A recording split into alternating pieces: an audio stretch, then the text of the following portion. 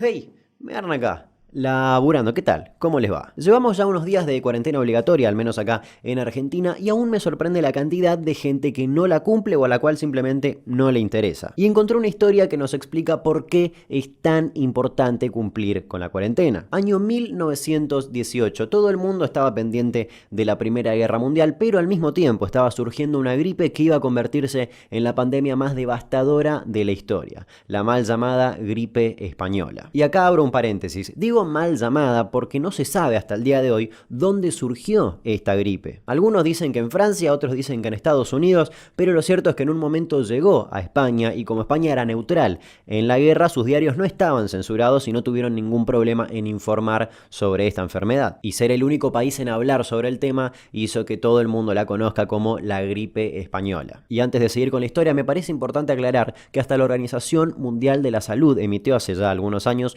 un comunicado sobre cómo llamar a las enfermedades y textualmente recomiendan omitir cualquier nombre que haga referencia a un animal, a una ubicación geográfica o a una persona. ¿Por qué? Bueno, porque si se hace referencia, por ejemplo, a una ubicación geográfica, lo único que genera es racismo. Hoy en día, por ejemplo, tenemos a Donald Trump que no para de llamarle virus chino al COVID-19. O coronavirus, como quieras decirle.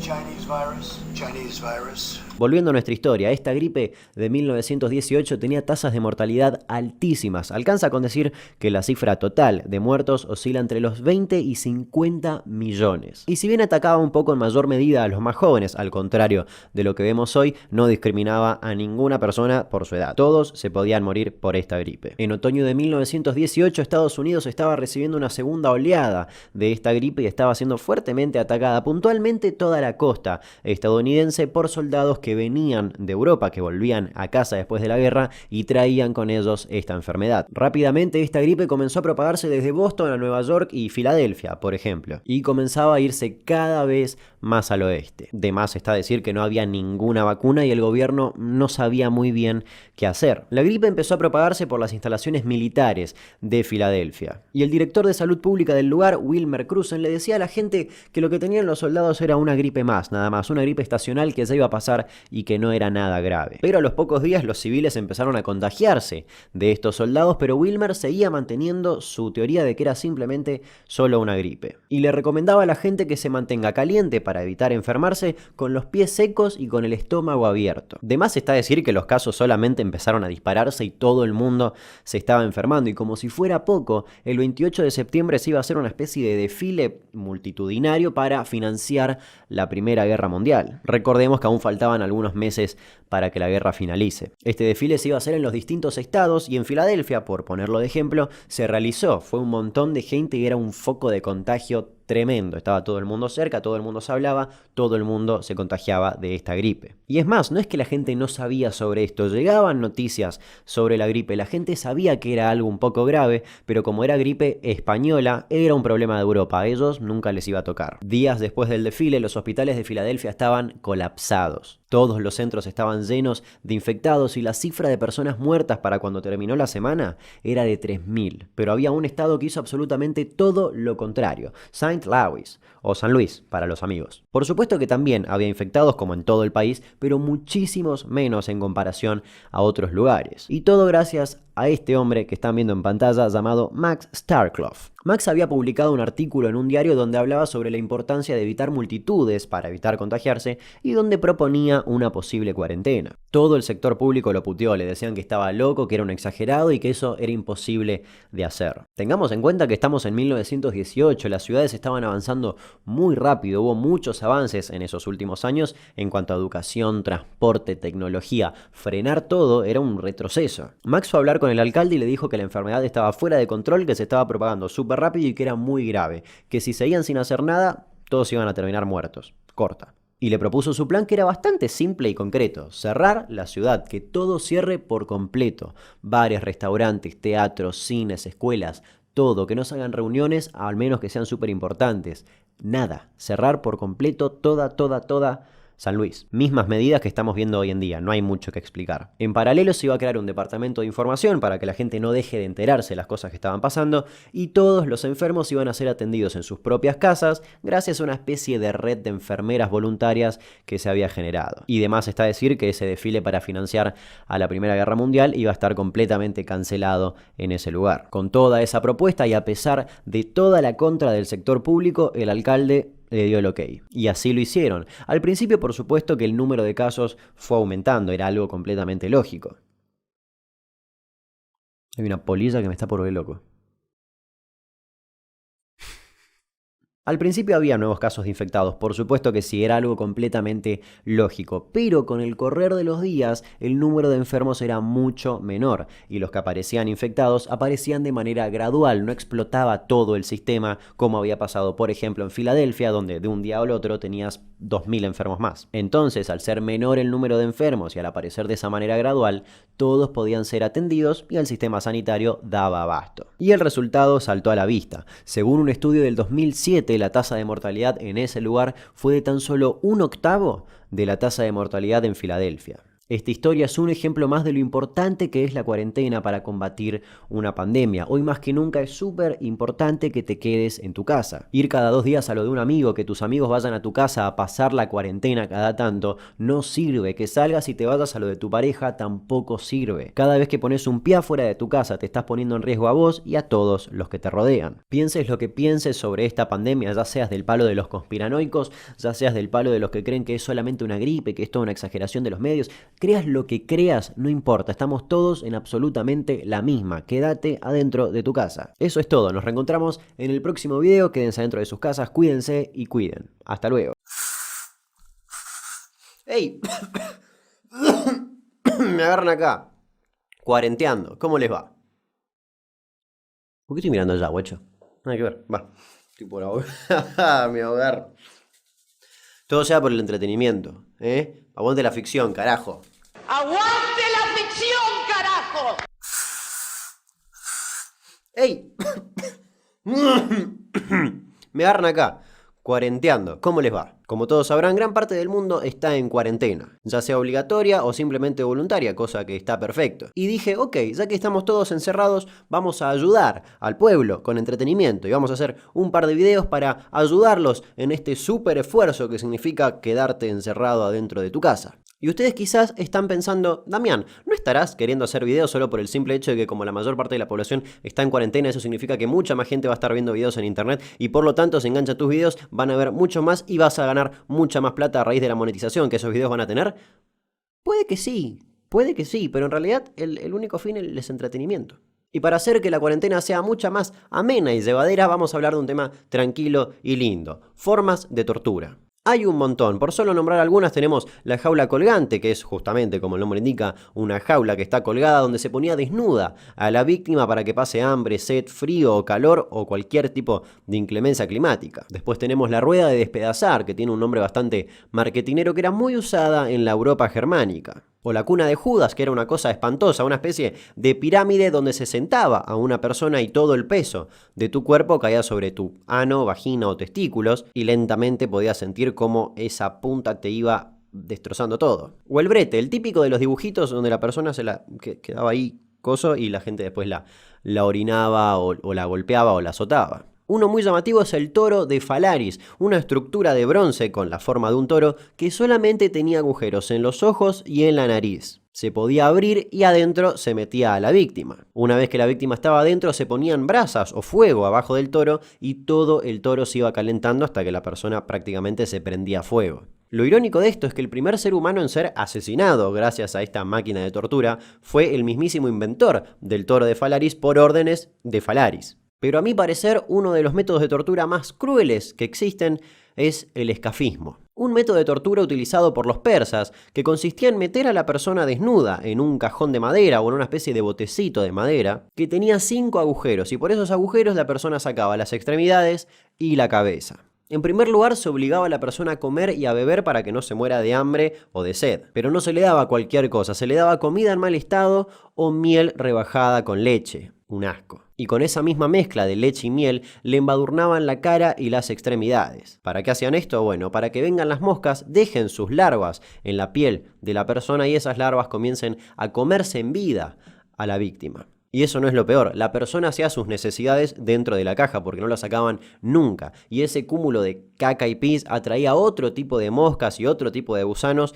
que literalmente se comían por dentro a la persona. Esta caja se ponía al sol o sobre alguna laguna encharcada para asegurarse de que atraiga la mayor cantidad de insectos posibles. Y lo más feo de todo esto es que era una tortura muy extensa. La persona podía seguir viva, agonizando, entre unos 15 y 20 días. E incluso había otra variante mucho más extrema que consistía en poner a la persona adentro del cadáver de un caballo. De esa manera la descomposición se aceleraba y los insectos venían muchísimo más rápido. En fin, no tengo ningún cierre para esta historia, era simplemente contarles en qué consistía el escafismo, que para mí es una de las formas de tortura más extremas que había. Si conoces alguna que te parezca peor, podés dejarlo en los comentarios que lo estaré leyendo atentamente. Hasta luego, nos vemos en el próximo video. Voy a seguir descontaminando un poco la casa. Quédense guardados un tiempo, no les va a venir mal un tiempo con ustedes mismos. Tósanse adentro del codo y lávense las manos bastante seguido. Hasta luego.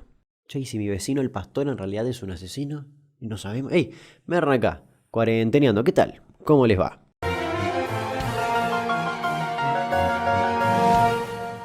Hoy vamos a conocer la historia del asesino serial que es, creo, el más peligroso de nuestro país y que por algún motivo muy poca gente conoce. Un hombre que mató a más gente que Robledo Puch, que mató a más gente que el Betizo Orejudo, que mató a más gente que cualquier otro nombre de esos que ya conocemos que forman parte de la tristemente larga lista de criminales argentinos. Año 1975, la zona norte de Buenos Aires recién se estaba recuperando de la conmoción que había causado hace muy poquitos años atrás todo el caso Robledo Puch, cuando de repente un nuevo asesino apareció en las calles. Comenzó a circular entre la población este identikit y era pegado en paradas de colectivos, plazas y demás lugares públicos. En resumen, se buscaba a ese hombre por asesinar y violar a unas 15 mujeres. Lo particular de este hombre, que era llamado el sátiro de San Isidro, era que tenía una forma muy peculiar para elegir a sus víctimas. Se movía en su viejo Fiat 600 por la ciudad, lo dejaba estacionado en algún lugar y seguía recorriendo a pie, y elegía a sus víctimas entre mujeres y niñas que estaban tomando sol en los alrededores de alguna pileta de natación o piletas de mansiones. Recordemos que esa zona de Buenos Aires, sobre todo en ese momento, era sinónimo de gente de bastante dinero. Y había un detalle aún más específico: atacaba solamente los miércoles y jueves a las 6 de la tarde. Osvaldo Raffo, uno de los peritos forenses más importantes de nuestro país, dijo en su momento que este asesino, como todo asesino serial, tenía una etapa de enfriamiento entre cada crimen, y es por eso esa distancia de prácticamente una semana entre crimen y crimen. Además, siempre se llevaba algo de su víctima, como cadenas o alguna pulsera. Este asesino, hasta ese momento completamente desconocido, era Francisco Laureana. Francisco había llegado a Buenos Aires en 1974 desde Corrientes, provincia donde nació. Una vez radicado en Buenos Aires, se puso en pareja con una mujer que tenía 3 hijos y se dedicaba a tallar figuras en madera que después vendía en la calle. Cabe destacar 2 cosas. Una, era tremendamente hábil tallando madera, hacía figuras realmente bastante realistas. Y en segundo lugar, cuando era joven y estudiaba en Corrientes, lo habían expulsado de un colegio religioso donde él estudiaba porque había intentado violar y ahorcar con una soga a una monja. El problema es que una vez en Buenos Aires, cuando todos estos crímenes estaban ocurriendo, la policía no podía encontrarlo. Literalmente, después de cada crimen, este asesino se esfumaba. Y la policía llegó a utilizar métodos completamente insólitos, como por ejemplo ponerle pelucas a algunos oficiales y que se acuesten a tomar sol al lado de las piletas, a ver si con eso lograban atraer y encontrar finalmente a este asesino, como si fuesen una carnada. De más está decir que ese operativo jamás funcionó y Laureana nunca cayó en la trampa.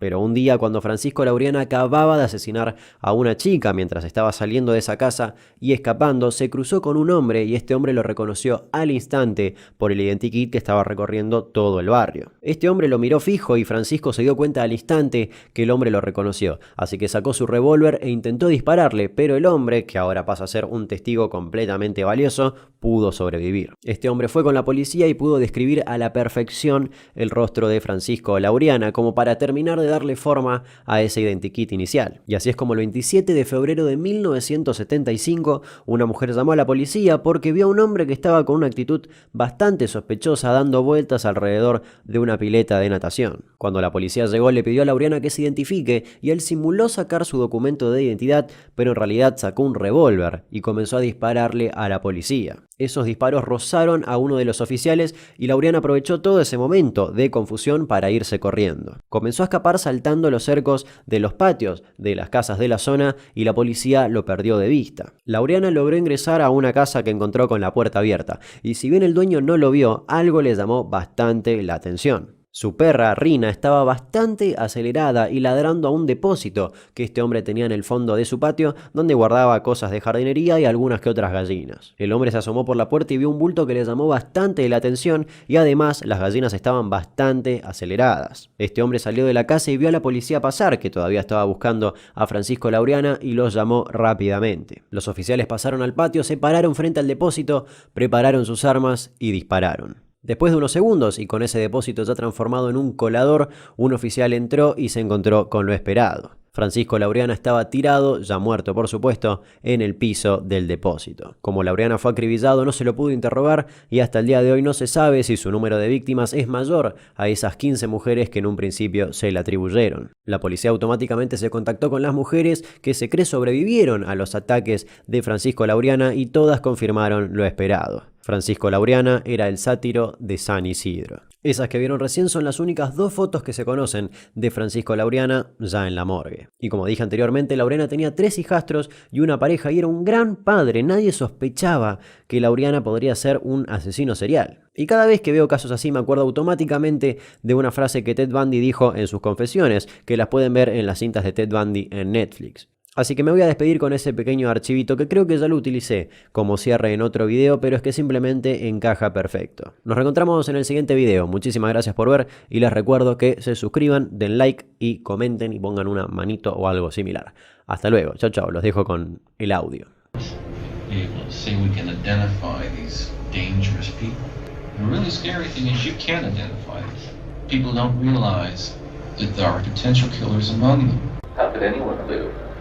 In a society where people they liked, loved, lived with, worked with, and admired, the next day turn out to be the most demonic people imaginable.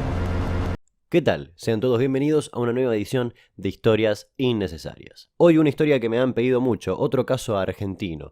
Un caso que conmovió al país en el 2006 y que hace poco tomó relevancia nacional nuevamente. Un caso que con el tiempo, y vaya a saber uno por qué, lamentablemente se fue olvidando. El caso de Ramoncito. Vamos a conocerlo. Viernes 6 de octubre de 2006, ciudad de Mercedes, en Corrientes, Argentina. Ramón Ignacio González, alias Ramoncito, un chico de 12 años de una familia muy humilde, salía de su casa al mediodía para ir a la escuela, pero se hacía más tarde y Ramoncito no aparecía. Al día siguiente, el sábado, su madre Norma realiza la denuncia a la policía. El domingo 8 de octubre, gracias al ladrido de unos perros de una vecina, encuentran en un baldío al costado de las vías del tren el cadáver de Ramoncito. Estaba decapitado, tenía varios cortes en el cuerpo, pero uno muy llamativo y profundo abajo de la nalga izquierda, por donde drenaron absolutamente toda su sangre. Se determinó que fue violado, empalado y torturado. A metros del cuerpo encontraron la cabeza de Ramón, o mejor dicho, el cráneo. Había sido completamente escalpelado, es decir, se le sacó la piel por completo. Se descubrió que había sido asesinado en un rito satánico. Fue encontrado cerca de la terminal, donde Ramoncito vendía cosas, pedía monedas y a veces dormía.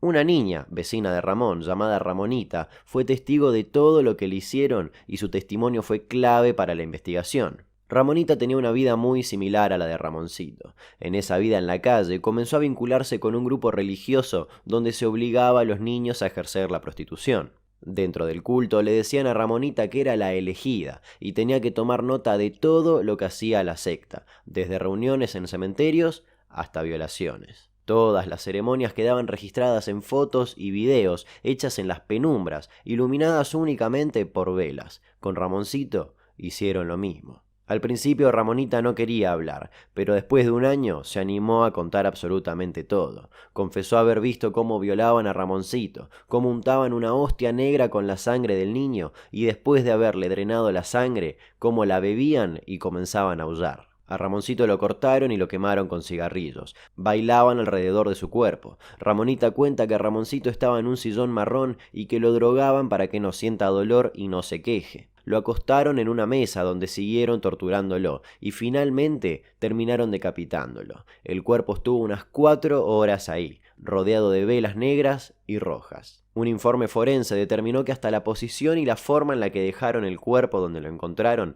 estaba planeada, ya que formaba una cruz entre las vías y la ruta de entrada a Mercedes. Hicieron hincapié en que faltaban los labios, el cuero cabelludo y las orejas, pero que las mismas no fueron arrancadas por animales salvajes, sino por personas. La cabeza fue hallada sin piel, ni ojos, ni lengua, a metros del cuerpo, clavada sobre una pica a la altura del hombro izquierdo, rodeada de las pertenencias del chico. En la mano tenía un corte en forma de Y, en la línea de la vida, representando la entrega de la vida. Además, le faltaban las vértebras impares. En estos rituales se suelen usar números como 7 o 9, que representa a Oshun, una deidad. Todo esto fue hecho como ofrenda al Señor de la Muerte. Al día de hoy no se sabe a cambio de qué y a pedido de quién. Lo que sí se sabe es que la secta era una mezcla de diversas religiones, magia negra y culto quimbanda. El niño fue torturado durante 24 horas. Se determinó que murió recién cuando lo decapitaron. Se descubrió que dentro de la casa donde sucedió todo había fotos de muchos niños más,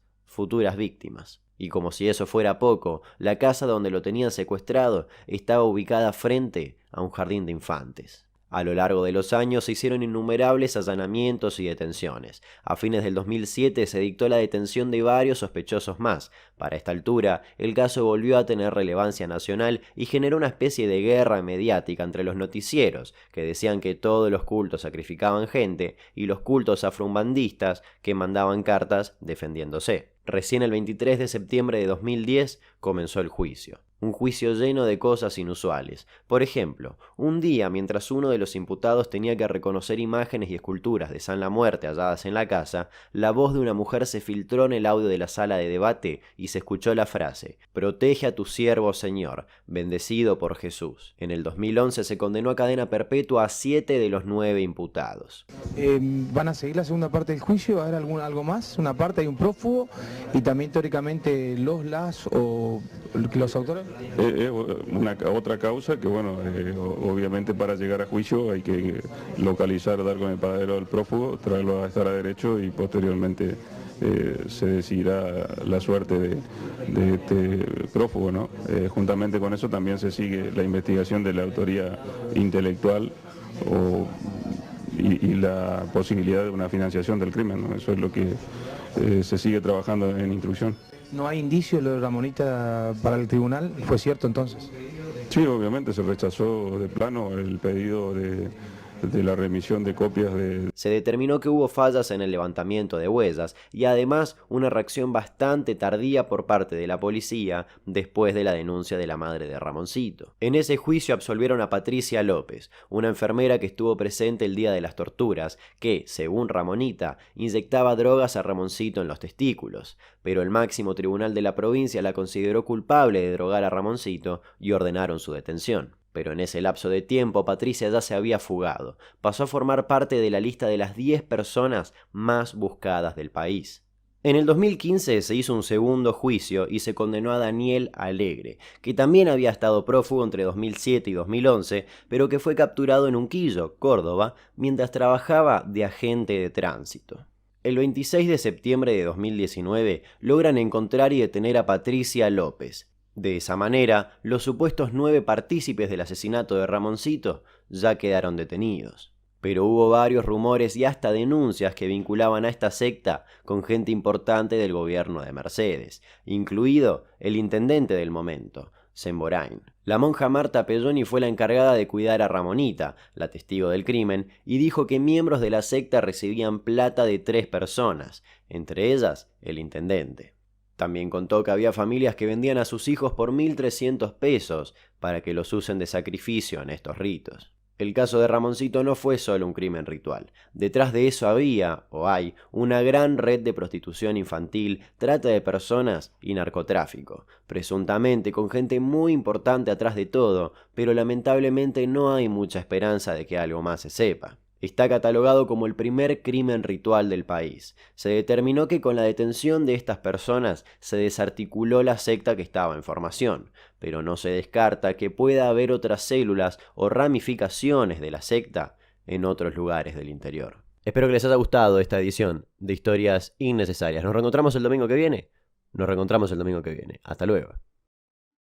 ¡Hey! Me agarran acá, laburando. ¿Qué tal? ¿Cómo les va? Perros. A la mayoría nos encantan, hermosos animales que esclavizamos y sobornamos con comida para no sentirnos tan solos en este caótico mundo. Y no contentos con eso, comenzamos a crearlos a nuestro gusto, acorde al espacio que tenemos o a cómo queremos que sea el pichicho, dando así origen a los perros de raza, los perros con mayores problemas que existen en el mundo. Los perros de raza no son más que una manipulación genética hecha por los humanos con el único fin de divertirnos. A excepción de algunas razas puntuales dedicadas a algunos trabajos en específico, la mayoría de las razas de perro fueron creadas hace 100 años, muy poco tiempo. La eugenesia, según Google, es la aplicación de leyes biológicas de la herencia al perfeccionamiento de la especie humana. Aplicada a los perros significa que agarramos lo que más nos gustaba de cada raza y, cual Dr. Frankenstein, creamos pequeños monstruitos que se adaptan a nuestros estereotipos. Esa eugenesia estaba muy de moda en la Inglaterra del siglo XIX y era una actividad muy realizada por gente de mucha plata. Es decir, mucha gente jugó a ser Dios por muchísimo tiempo y cuando creaban una raza de perro que les gustaba, le ponían un nombre y eso ya era de raza. Y ojo, eso no significa que sean buenos y sanos,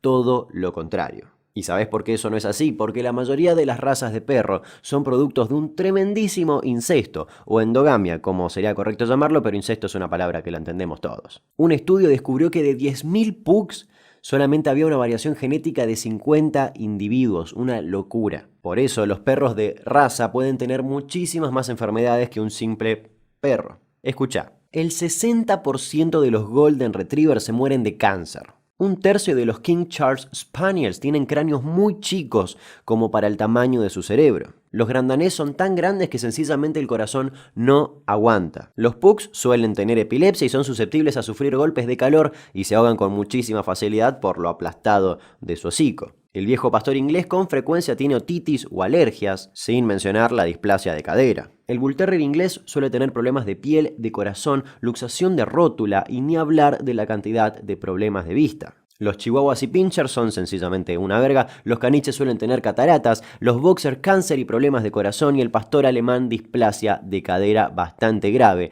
porque según el estándar tienen que tener una curvatura completamente anormal cada vez más pronunciada. Y así cada raza tiene su problema particular hasta que finalmente llegamos al bulldog. El perro más deforme que puede existir, una ensalada de todas las fallas genéticas habidas y por haber. Hace 100 años el bulldog era una raza muy buena, pero ¿qué pasó? Un siglo de sexo entre primos y hermanos terminó destruyéndolo por completo. Sus narices están tan aplastadas que apenas respiran, sus cabezas son tan grandes que solamente pueden nacer por cesárea. La cola les puede crecer para adentro, la mayoría no supera una expectativa de vida de 6 años y casi todos tienen displasia de cadera. Si los clubes de crianza permitieran que el bulldog se reproduzca con otras razas, este problema se podría ir solucionando, pero no lo hacen porque justamente dejaría de ser raza pura y no lo podés vender tan caro. Y ahí viene nuestra parte de la culpa, nuestro fanatismo para que estos perros cumplan con nuestros estereotipos de lindo, aunque no puedo creer que le digan lindo a esto, sencillamente los está matando, pegan el palo con el maltrato animal. En resumen, sé que adoptar un perro significa meter a tu casa un gremlin que no tenés idea cómo carajo va a crecer y cómo va a ser su carácter,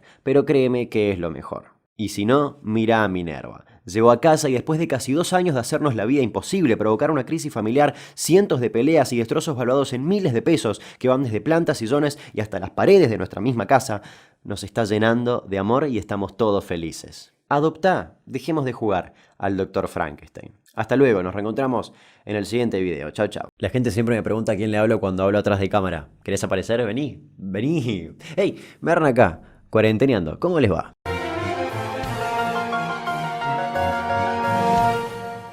Disney es sinónimo de alegría, diversión, muertes de madres y tíos asesinos, pero no siempre fue todo alegría y cosa linda, sino que tuvo una época bastante oscura. Primero vamos a ubicarnos un poco temporalmente hablando. En 1937 se estrenó Blancanieves, que fue la película más taquillera de ese año y además era el primer largometraje animado. A Disney le fue perfecto con esa película, fue un éxito total, todo alegría, con mucha guita, plata, etcétera, etcétera, fall up for everyone, como siempre digo. Pero después de eso vino un momento medio floji, porque se estrenó Pinocho y Fantasía y no fueron tan exitosas, fue casi un fracaso para la empresa. Y ahí la empresa empezó a tomar medidas medio de mierda, como por ejemplo sacarle un poco de sueldo a los trabajadores de menor rango. Había muchísima diferencia y desigualdad salarial entre los que estaban más abajo en toda la escala y toda la cadena de producción de una película y los que estaban más arriba. Para 1941, la mayoría de los trabajadores de otros estudios de animación como Warner Bros. O Fleischer Studios ya se habían sindicalizado,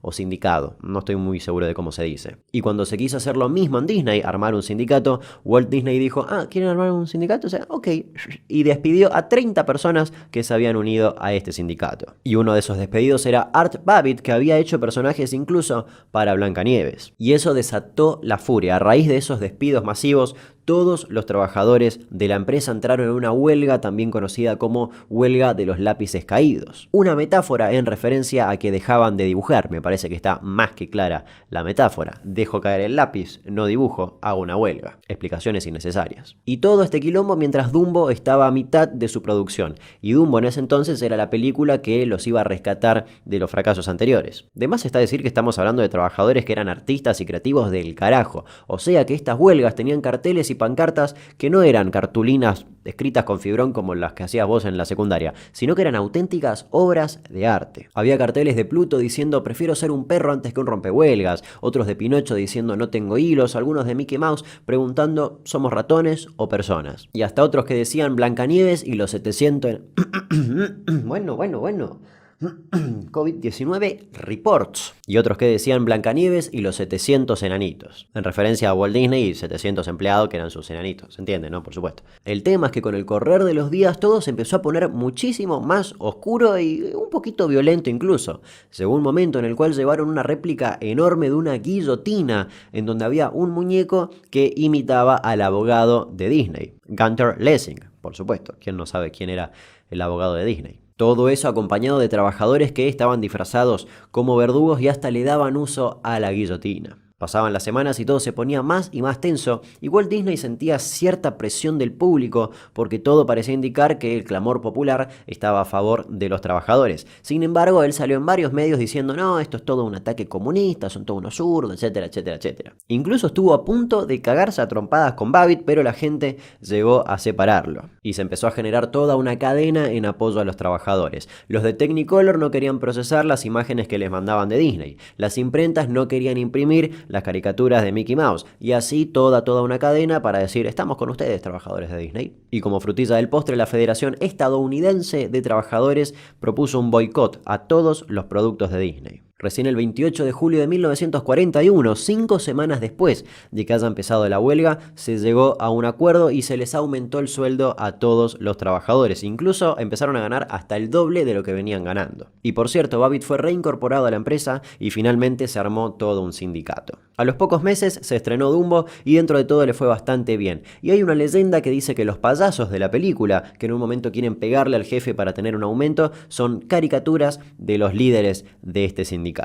Así que en fin, Dumbo es una película que no solo está basada en una historia tristísima que ya conté en otro video, sino que además tuvo un trasfondo bastante heavy mientras se hacía. ¿Nos reencontramos en el próximo video? Por supuesto que sí. Hasta luego. Denle like, comenten, suscríbanse y todas esas cosas que se piden. Hasta luego. Chao, chao. Hey, me agarran acá, laburando. ¿Conoces al perro polar argentino? Fue una raza desarrollada por el ejército argentino para equipar sus bases antárticas y para que tiren de los trineos. Era un cruce entre husky siberiano, Alaskan Malamute, groenlandés y Spitz manchuriano. Eran bastante grandes y estaban completamente protegidos de las bajas temperaturas, ya que tenían un pelaje de 3 capas que incluía una capa de lana, pelo y subpelo. Tenían 4 colmillos afiladísimos que les permitían desgarrar carne con total facilidad. Toleraban temperaturas de hasta 80 grados bajo cero y podían tirar de trineos a 35 km por hora durante 6 horas seguidas sin descansar. Ayudaban a los soldados a evitar grietas o trampas mortales. Podían detectarlas de una manera que hasta hoy en día se desconoce cómo carajo hacían. Eran capaces de predecir tormentas y su sentido de la orientación era perfecto. No se les daba de beber porque consumían nieve y comían pemmican, una tableta preparada con carne pulverizada, grasa y cereales. Los encargados de mantener a estas jaurías en las bases antárticas mezclaban estas tabletas con la comida que les sobraba de los soldados. Y por eso el perro polar argentino salió mucho más robusto y alto que sus razas originales. Era una raza con mucho temperamento, se llevaban muy bien con los humanos, pero eran bastante agresivos entre ellos. La mayoría de las muertes en las jaurías eran por peleas. El perro más conocido era Poncho. Se destacó porque tenía una increíble habilidad para avisarles a los soldados que adelante de ellos había una grieta oculta en la nieve. Además, una vez guió con total precisión a un equipo de rescate hasta los sobrevivientes de un accidente de avión. Otro perro conocido era Simba, que se cayó en una grieta y para evitar que arrastre con él a todo el trineo y a los otros perros, lo dejaron caer al fondo. 4 meses después apareció afuera de una de las bases. Nadie se explica cómo hizo para sobrevivir. Esta especie se extinguió en el 1994, cuando Argentina firmó el Tratado Antártico de Protección del Medio Ambiente, que dispuso el retiro de todos los perros polares argentinos de la Antártida al considerarlos una especie exótica, y los trasladaron al continente americano. Pero después de 43 años trabajando en la Antártida y sin contacto alguno con otra raza de perros, había perdido la inmunidad a las enfermedades comunes de los perros. De los 30 que se trasladaron en el primer grupo, 28 murieron en el primer año y la reproducción fue imposible porque solo habían sobrevivido 2 machos. Del segundo grupo que se trasladó, la mayoría corrió la misma suerte y los pocos que sobrevivieron eran dados en adopción a familias que vivían muy lejos unas de otras. Se fueron reproduciendo con otras razas y de esa manera la raza perro polar argentino se fue diluyendo y por eso hoy en día se la considera extinta. Hasta luego. Y pensar que los perros de antes arrastraban trineo durante 6 horas sin cansarse, y mira vos, qué hija de puta. Lo único que puedes hacer durante 6 horas sin cansarte es dormir, corazón. Pero bueno, ¿qué se le va a hacer? Te quiero igual, 2 lucas gasté en esto, pero está buena. Hey, me agarran acá, laburando. ¿Qué tal? ¿Cómo les va? Hace muy poco en otro video hablamos sobre planear nuestro propio funeral aún estando en vida, algo que muy poca gente hace, salvo por Isabel II, por la gracia de Dios, reina del Reino Unido de la Gran Bretaña, Irlanda del Norte y de sus otros reinos y territorios, jefa de la Mancomunidad de Naciones y defensora de la fe, o Isabel II, simplemente para los amigos. La Mirta Legrand británica, con la diferencia de que una es reina de todo un país y la otra solamente reina de almuerzos y de preguntas incómodas. ¿Qué hacías para que te pegara? ¿Usted qué haría si fuera violada? Dijo que vos practicabas la magia negra. La pareja de homosexuales, suponte que adoptan un chico, un varón. ¿No podría producirse una violación? Tiene planeado hasta el más mínimo detalle del día de su muerte. La operación se llama London Bridge is Down, o el puente de Londres se ha caído en español, por si no sabes francés. Y justamente esas palabras son las que el secretario privado de la reina, sea quien sea al momento de la muerte de la misma, le dirá al primer ministro para avisarle que la reina se ha muerto. Este protocolo, London Bridge is Down, se actualiza cada año o a veces con más frecuencia. Al instante, desde el Centro de Respuestas Global del Ministerio de Exteriores, irán comunicando a los 15 países donde Isabel es la máxima autoridad y a los otros 36 países del Commonwealth. Al mismo tiempo, su médico de cabecera será quien determine qué información se hará pública en caso de que sea una muerte por enfermedad o algo similar. También será avisada la BBC o BBC, dependiendo cómo le quieras decir, por un canal seguro y privado. La página de internet de la reina va a mostrar un aviso fúnebre y el mismo aviso será impreso y colocado en la puerta del Palacio de Buckingham. Mientras todo esto ocurre, todas las transmisiones del país van a ser interrumpidas por un aviso que va a empezar con "This is the BBC from London". Esta es la BBC desde Londres. Y esa es la frase que todos los británicos van a escuchar y al instante van a saber que algo pasó con la querida Isabel. Todas las otras radios comerciales también van a ser avisadas por una señal especial y tienen la orden de pasar música tranquila hasta que todo el aviso finalice. El diario Times ya tiene listas todas las páginas que va a publicar en los siguientes 11 días desde la muerte de la reina. Y como dije, esta operación tiene planeado hasta el más mínimo detalle e incluso distintos escenarios previstos dependiendo de dónde palme la reina. Si por ejemplo se muere en Escocia, su cuerpo va a ser trasladado en tren hasta Londres. Si muere en el extranjero, su cuerpo va a ser llevado en el jet BAe 146 de la Fuerza Aérea Británica. Si se muere en su estancia de vacaciones, donde vive 3 meses al año, porque ser reina es algo completamente estresante, se va a hacer una especie de conmemoración en ese país, en Escocia, donde queda esta estancia, y después será trasladada a Londres. Pero todo eso retrasaría el funeral un día. El día de su muerte será llamado día D y los días siguientes de 1, de 2, de 3 y así sucesivamente. El funeral empezaría a las 11 de la mañana del D9 en la abadía de Westminster. Lo pronuncié como el orto. Y va a haber más o menos unos 2000 invitados, todos elegidos previamente por la reina. Lamento informarte que no creo que estemos en esa lista VIP de invitados al funeral. Pero imagínate que hasta el espesor de la tapa del ataúd de la reina está calculado. Tiene que tener unos 7,5 centímetros de espesor, ya que arriba de esa tapa van a ser expuestas todas las joyas reales que tiene la señora. Al día siguiente de su muerte ya empezarían los preparativos para la sucesión y por lo tanto Carlos se convertiría en el rey Carlos III. Sus hijos le besarían la mano en señal de respeto, obediencia o lo que sea y a las horas ya daría su primer discurso como rey. Sin embargo, nuestra amiga Isabel al día de hoy de la realización de este video ya tiene 93 años y hasta ahora está 10 puntos. Y si me preguntan, para mí incluso le ganaría el torneo a Mirta Legrand. Y ahora ya sabés todo lo que va a pasar el día que Isabel se muera. No tenés que esperar a que te lo cuente el noticiero porque ya te lo conté acá, tiempo antes de que se muera Isabel.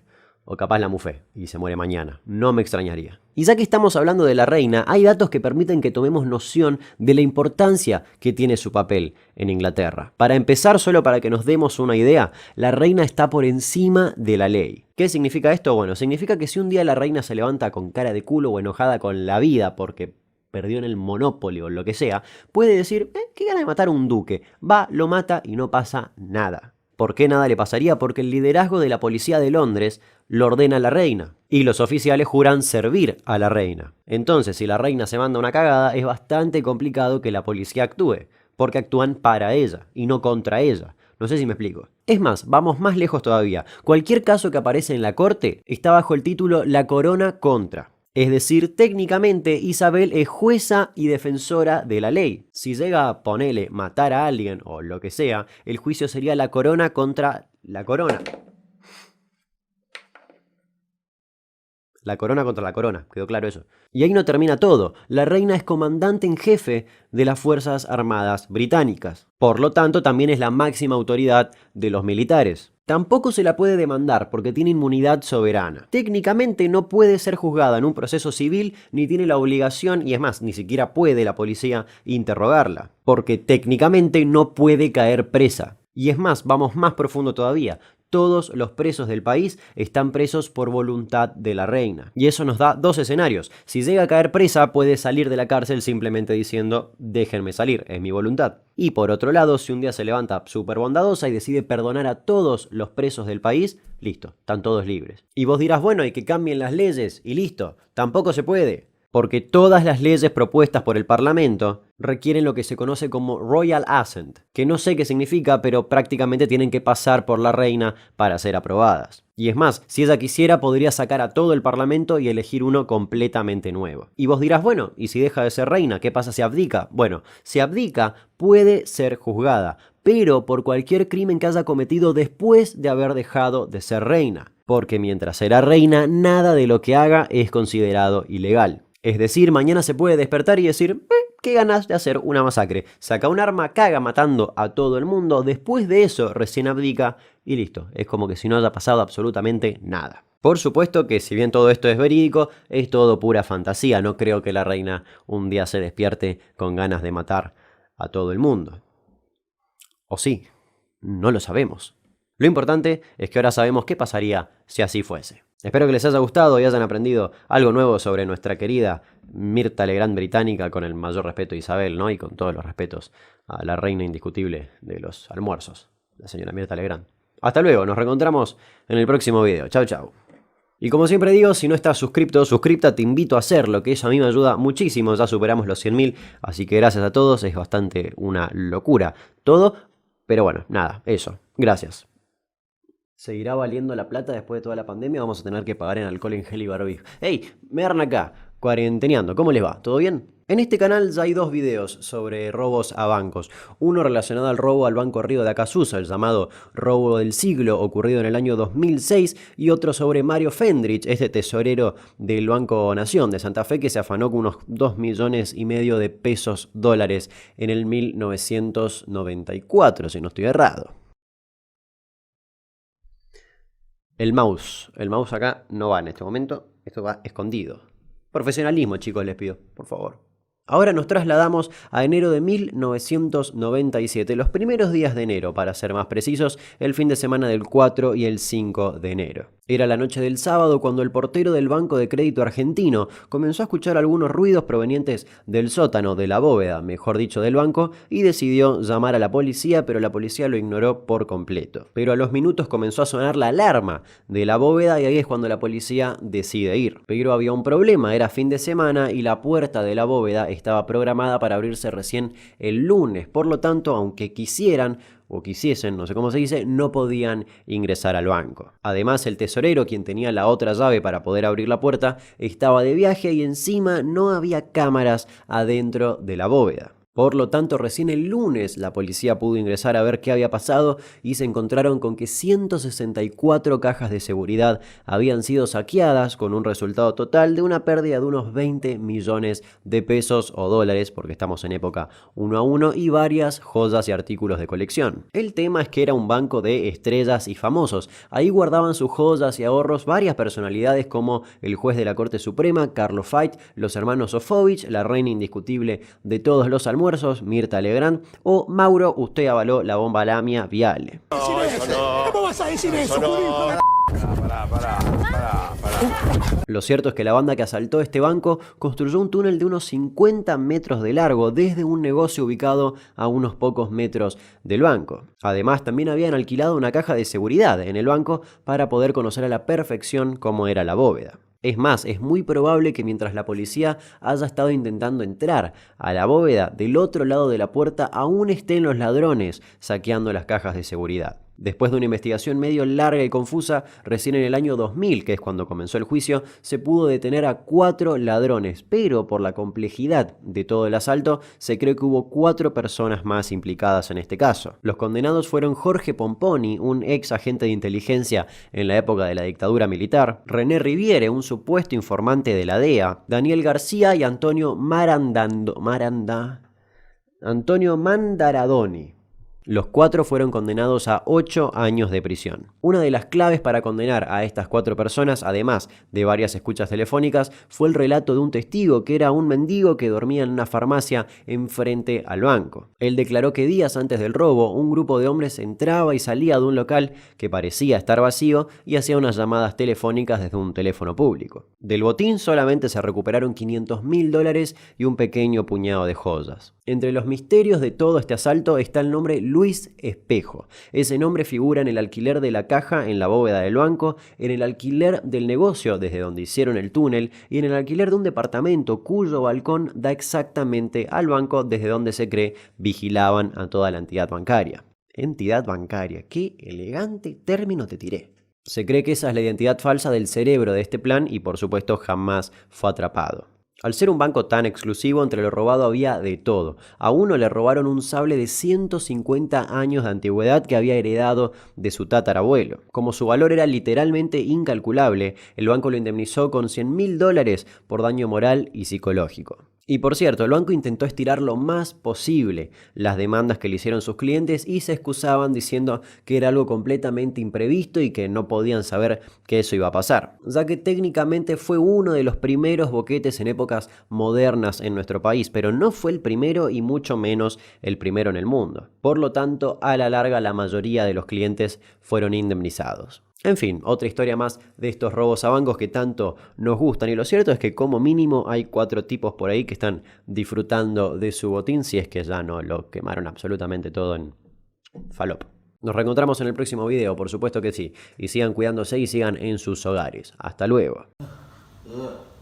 ¡Ey! Me agarran acá, laburando. ¿Alguna vez te preguntaste cómo hace la gente que traga espadas? ¿No?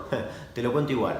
Si bien hay algunos magos que usan espadas retráctiles, hay otros que realmente lo hacen gracias a la peristalsis. Para tragar alimentos, contraemos músculos, y para tragar una espada hacemos todo lo contrario. Se relaja el tracto gastrointestinal superior. Mira, esa no la tenías, ¿eh?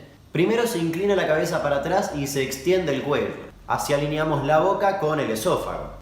Ponele que está acá el esófago, la verdad que no está muy chequeado eso que estoy haciendo. Después se relaja la garganta y de esa manera se alinea la espada con la trayectoria del tracto gastrointestinal. No sé cómo cuesta, boludo. Después se relaja la garganta y se alinea la espada con la trayectoria del tracto gastrointestinal. Y se logra ir tragándola por la boca, la faringe y el esfínter esofágico superior. Y el esfínter esofágico superior hacia el esófago. A veces, si la espada es muy larga, y no voy a hacer ningún chiste con respecto al pene, me lo vengo bancando desde que arrancó el video, pasa a través de la unión gastroentotónica, gastroesofágica. Pasa a través de la unión gastroesofágica. Pasa a través de la unión gastroesofágica, por favor. Gastroesofágica. Pasa a través de la unión Dios. Pasa a través de la unión gastroesofágica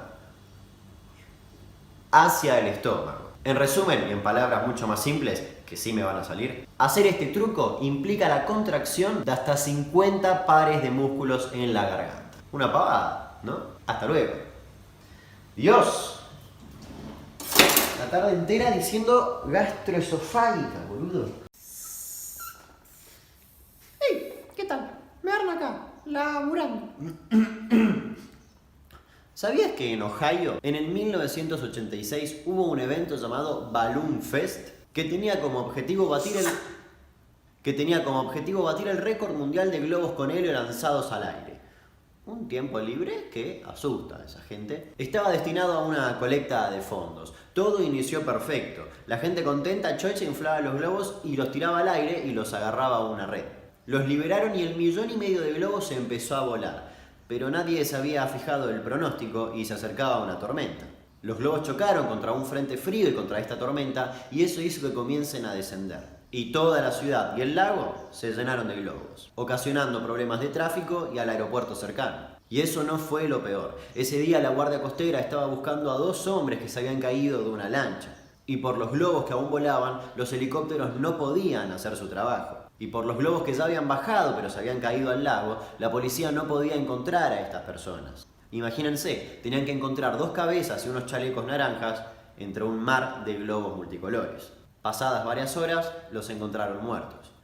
Y cada vez que dejas ir un globo con helio, la mayoría termina en el mar. Así que pensalo 2 veces antes de hacerlo, ¿ok? Recapacitá un toque, loco. 25 años tenés que estar tirando globos al aire todavía. Dale, boludo. ¿Cuántos años tenés? ¡Hey! Me agarran acá, laburando. ¿Qué tal? Este es Mirin Dajo, un fakir holandés que se hizo mundialmente conocido, ya que podía, supuestamente, atravesar cosas por su cuerpo sin sentir dolor, a pedido de voces en su cabeza. Un simpático. Mirin afirmaba tener sueños paranormales que lo hicieron abandonar su vida pasada y comenzó a ganarse la vida como artista callejero. Se clavaba cosas en el cuerpo, tomaba agua hirviendo y se tragaba cristales y hojas de afeitar. Según él, Dios le había dado invulnerabilidad para llevar un mensaje de paz al mundo. Su truco más famoso era el de ser atravesado por una espada. ¿Pero cómo lo hacía? Se cree que Mirin, además de tener una alta tolerancia al dolor, tenía fístulas, que son canales o conductos que pasan por su cuerpo. Según esta hipótesis, se clavaba pequeños objetos punzantes en el cuerpo para generar una pequeña herida, que ni bien cicatrizaba era abierta nuevamente. De esta manera iba profundizando la herida y generando un conducto que pasaba a través de sus órganos. El hombre ya tenía varios canales preparados por donde pasar la espada, pero esto no está chequeado, es solo la hipótesis más posible. Por supuesto que nada de esto quita que se pasaba una espada por el cuerpo como si fuese poca cosa. Un 11 de mayo de 1948 le pintó tragarse una aguja de acero que le perforó la aorta y se murió. Que en paz descanse, de verdad. Allá está tu invulnerabilidad, mi querido. Hasta luego. Buenas noches.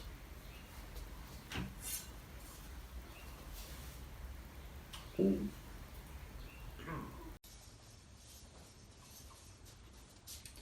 ¿qué tal? Me arna acá, laburando. Hace un tiempo un tipo que vivía en Estados Unidos, de 46 años más o menos, empezó a tener pérdida de memoria, mareos y una confusión tan grande que hasta tuvo que renunciar a su laburo. Básicamente parecía en pedo todo el día. Un psiquiatra hasta le recetó antidepresivos en el 2013, pero de nada sirvió. Un día tuvo un accidente de tránsito, lo detuvieron y todo parecía indicar que estaba alcoholizado, incluso hablaba como una persona ebria. ¿Qué harás? ¡Ah, wow! ¡Qué buenos! Le hicieron el test de alcoholemia, ese al que tu amigo se negó, y le dio el equivalente a haber tomado 10 botellas de cerveza. Pero él negaba haber tomado algo, aunque todos le decían borracho. Lo hospitalizaron, pasaron unos días, le dieron el alta, le hicieron la multa correspondiente, por supuesto, y se fue a analizar a otras clínicas. En una de esas otras clínicas le analizan la caca y ahí se dan cuenta de que tenía un hongo llamado, no recuerdo cómo porque es muy difícil el nombre, así que lo voy a escribir por acá, que es básicamente levadura de cerveza. Y ahí se dieron cuenta que tenía, escuchá bien esto, síndrome de fermentación intestinal. Es una infección con ese hongo que terminó fermentándose con azúcares y básicamente producía etanol. En otras palabras, este tipo estaba produciendo cerveza en sus propias entrañas. Y si bien suena súper divertido, copado y económico porque te ahorrarías un montón de guita en cerveza, más teniendo en cuenta el precio actual de las bebidas alcohólicas, en realidad era una pesadilla. Y era bastante grave porque el cuerpo producía cantidades intoxicantes de etanol. Y con solo ingerir carbohidratos, o sea, con comerse un plato de fideos, ya estaba en pedo. Y el grado de ebriedad al que llegaba era muy grave porque hasta perdió el laburo, tuvo accidentes, se desmayaba, etcétera, etcétera, etcétera. Este hombre, si bien fue tratado, tuvo algún que otro brote y estando en ese estado de ebriedad, se cayó y tuvo un sangrado intracraneal, que no suena para nada divertido. Finalmente, gracias a distintas terapias, pudieron controlar la flora microintestinal de este tipo y ya se está recuperando después de años de ser visto como un borracho. Hasta luego. Salud. Nos vemos. 3.000 pesos el Funko Pop de Cato, que estamos todos locos. Pero me sale más barato comprar falo. Hey, ¿qué tal? Me arna acá, laburando. ¿Cómo les va? Normalmente no me gusta contar historias que no tienen un final claro o que no están resueltas, pero esta me parece muy llamativa. Esta.